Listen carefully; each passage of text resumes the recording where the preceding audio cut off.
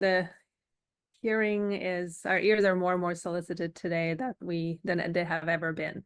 It's not just living in the cities, working online, it's from our phones. There's noise everywhere in our workplace and in our hobbies and our activities. So overall, I mean, in the outdoors, we always try, I tell all my patients, wear earplugs. They should be on your keychain, and any loud event to preserve good hearing until you're older is really essential.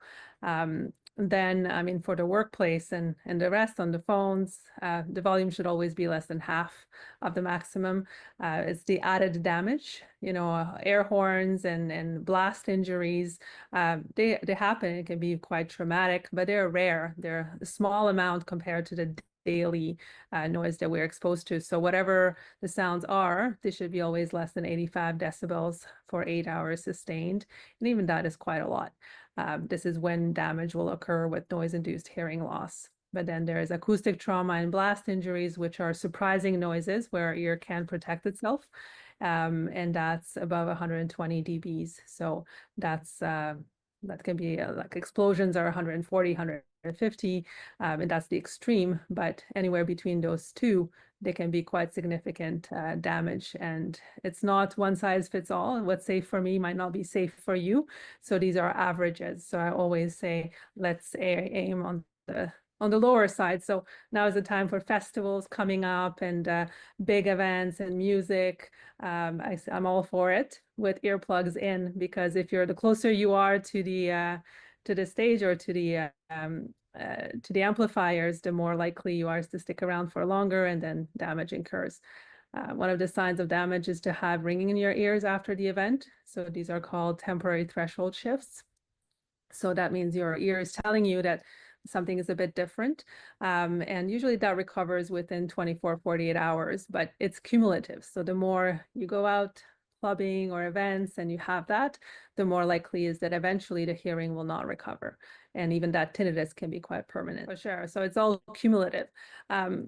You can get pharmacy earplugs, they will reduce everything by 10, 15 dBs, and that's sometimes enough to take the edge off.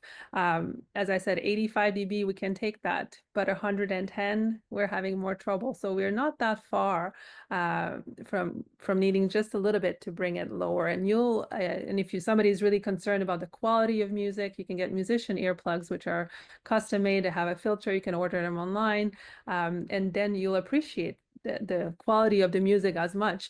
You just won't damage your hearing. So I see more and more young people wearing it. I think they're aware of their longevity and wanting to hear well when you're older, because it's all about investing when you're young to avoid wearing hearing aids when you're getting in your 60s.